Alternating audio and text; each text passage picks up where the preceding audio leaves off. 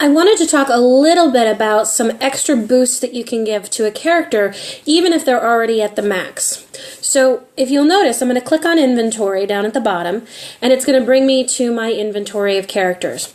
And you'll notice that I have Belle. She's my main character because she's the one I've powered up to level 10.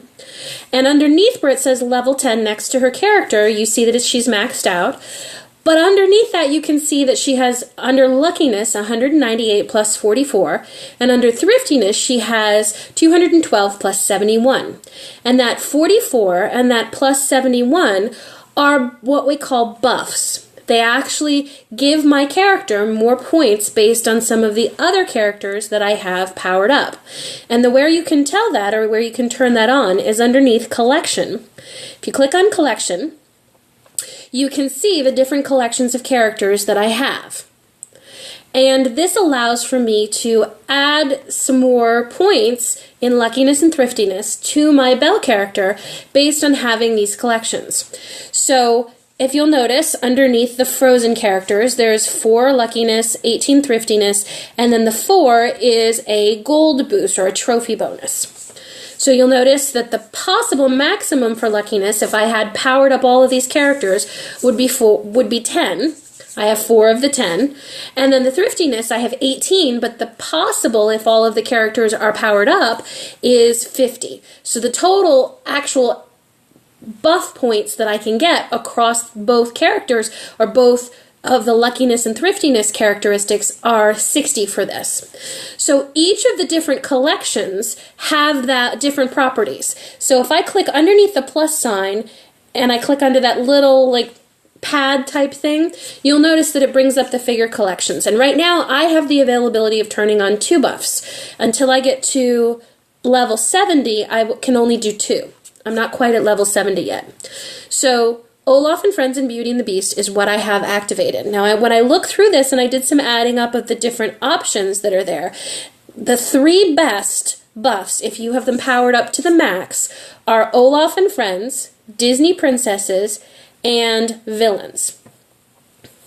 Now, I don't have much right now in Villains and in Disney Princesses, and I do have quite a bit in Beauty and the Beast, so that's why I have Olaf and Friends and Beauty and the Beast active. But if you'll notice, if I go to Disney Princesses and I look at the stats on it, the possible that you can get is 32 and the thriftiness is 24. That's pretty high, and that actually exceeds Belle and Friends. So as soon as I get the princesses and the villains up a little bit more, I'm going to turn off Belle and her group and turn on either Disney Princesses or Villains, whichever one it is I get to first. So keep that in mind as you're looking through this, that you want to sort of maximize your extra bonus points that you can get on any character, and these apply to any character. You don't have to have Beauty and the Beast on if you're using Belle. It just, any character that you've powered up, this will add luckiness and thriftiness and trophy bonuses to all of them depending on which buffs that you have turned on. And like I said, if you look at just the numbers, Olaf and Friends, Disney Princesses, and the Villains are the ones that have right now the highest maximum buff points. So I would concentrate on building up those characters. Once you have a character that you like that is powered up to the highest level that you can play with, I would go ahead and try to power up the others in those groups first so that you can turn on those buffs and get those extra points that will help you during your play.